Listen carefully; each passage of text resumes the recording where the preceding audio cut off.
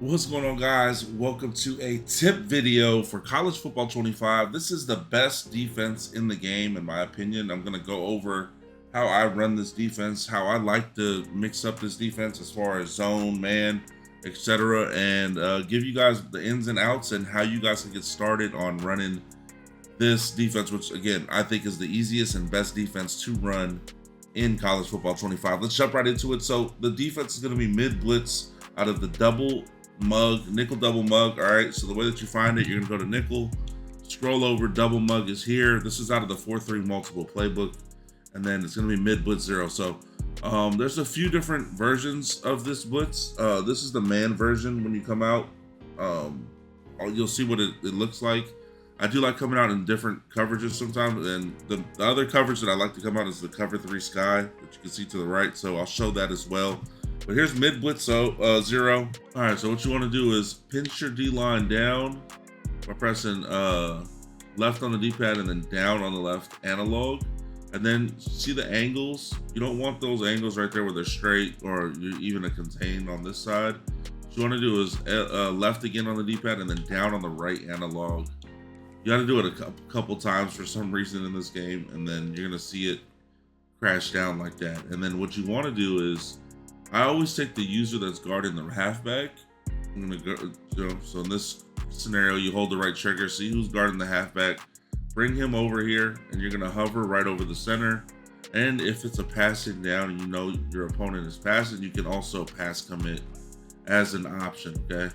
And then you're gonna get pressure right here. As you can see right up the middle, we were able to generate some pressure. Now, this is a little bit more passive than usual. Like, they usually shoot right through. In this scenario, he did come through. He did bump the center on the way through, but yeah, as you can see, he was able to get home. All right, so this is exactly how I like to set it up, and that's the type of pressure you could expect from this. All right, you see I'm using the Texas Longhorns. I'll explain why I'm using them right in a second. You can also press if you like. If you're in a situation where you think you could press and get away with it, you can bring those cornerbacks down. I don't necessarily love the press. But if I do, I always press Y and then up on the right analog to cover over the top. That would mean that they are on the line of scrimmage, but they don't engage in a press animation, so they're able to back off, right? And there you go. All right, they're blocking the running back, and we're still screaming. As you can see here, the running back's blocking, but we still are able to come right through the A gap before the left tackle tries to slide over, and we're able to sack the quarterback, all right? So, okay, so you guys are asking some things that I may like to do as far as coverage goes. So here, there's a couple different things that I like to do coverage-wise. Sometimes I don't like sending everybody, so sometimes I will put two purples out there just like so, and then I'll put my linebacker or safety that I'm using, I'll put him in a deep half, so I'll explain why that's good in a second. And then we'll get 4-man like passive pressure here. Go ahead and let them snap it. Didn't get a ton of pressure, but I'll show you why we do this in coverage, right? So we're expecting you'll get a decent pressure sometimes, but the reason that we go ahead and do the coverage like that is because your opponent, oftentimes, once you get them like worried about this pressure, they're gonna block their halfback, and they're oftentimes, you'll see them max protecting and blocking their tight end as well. So they're blocking 7 players. And then when you're only sending 4 guys, the 2 interior D linemen and then the 2 linebackers, you just have a numbers game, right? So they have 7 blocking, you're only sending 4. You just have the numbers game as far as coverage out there goes. All right, and then one thing that I like to do is, the reason I put them in purples is because I can switch stick to those zone players immediately. If I see the running back going out to the flats like so, you flick your right analog to the left, and you'll be put on this defender immediately, and you can come down and guard it. If you see the tight end go to the flats on the right, flick your right analog to the right, and you can be on that defender on the right. So that's the reason that zoning them out is good. And then another thing you want to make sure when you're usering, make sure your defender isn't on a blitz angle, okay? You don't want him to be on a blitz angle like in the past, because if you do, you cannot switch stick. So please don't put him on a blitz angle. Make sure he's in some sort of zone, or you can leave him on his regular man assignment if you'd like. All right, so yes, this is what it looks like when I typically send 6, and you'll see them come right up the middle. And the reason that they come up the middle even better with a team like Texas, and then going forward, you'll see teams like in your ultimate teams, you're going to want this ability as well. But if you look here, the ability on the right, you see it called quick jump. The better their quick jump tier, the better they're going to be at the line of scrimmage getting off the ball. All right, so Moore, he has gold. You want to put him in the game. Simmons is another player with gold. This is why Texas is so good in the game. They have a platinum with Gillette. You see here, Akana is gold. You want all these quick jumps on your line of scrimmage.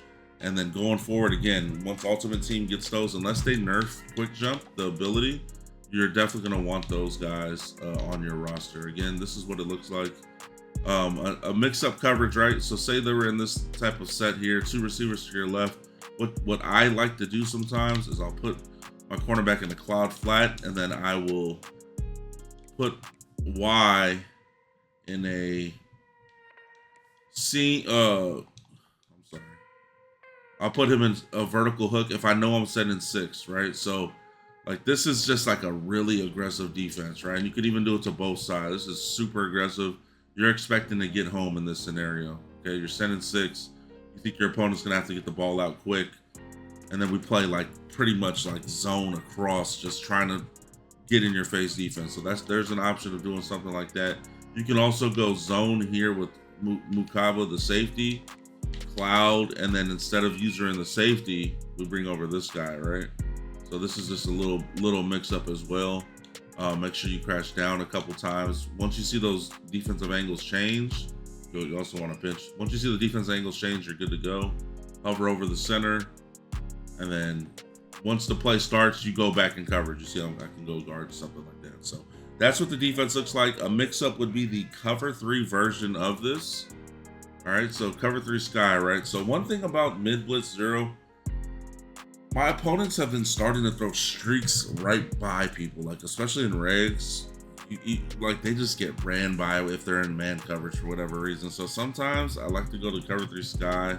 It's a little bit more passive as far as the coverage goes. Like they're a little bit more off the ball, but I don't have to worry about my guys on the outside getting ran by a streak, right? So this is what it looks like sometimes when I run this defense and out of the zone one.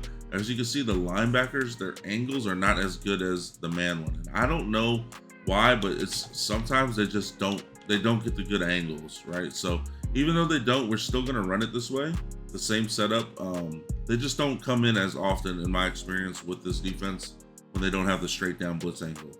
All right, and then something that I would do, and typically, like instead of leaving the purples out there, which I can, we could just switch stick right and left if we want to leave the purples. In this scenario, I would probably man up the slot and then man up the tight end on the right side. All right, or if we don't want to man him up, we could put like a hook curl on the right side and then we drop back immediately, guard the middle of the field. So this would be something we do just like that.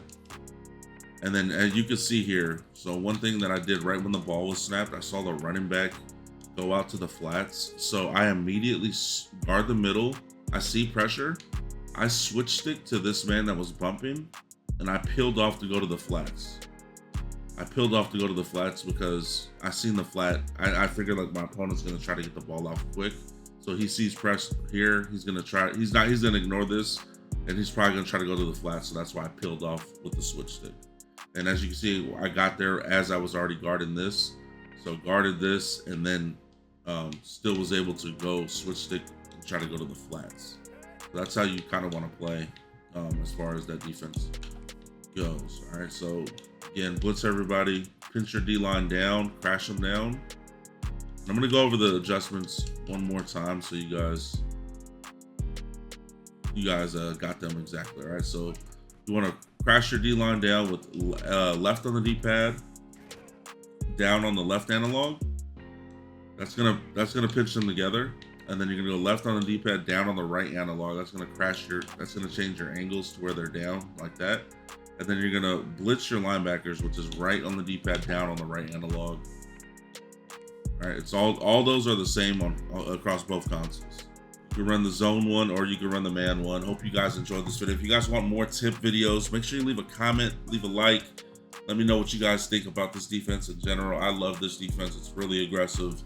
You get a lot of pressure. Those quick jumps are crazy. They need to nerf quick jumps, to be honest. It'll make the defense a little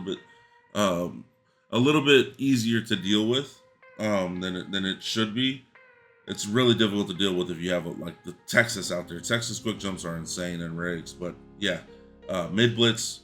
Let me know what you guys say. You like the man version, the zone version? I personally like the man version more, but like I said, a lot more people are beating it over the top, so I tend to go to that cover 3 look, that cover 3 shell at times, and you know, get my guys off the ball a little bit more, cover over the top, so I'm not getting bombed. See you guys in the next video. Peace.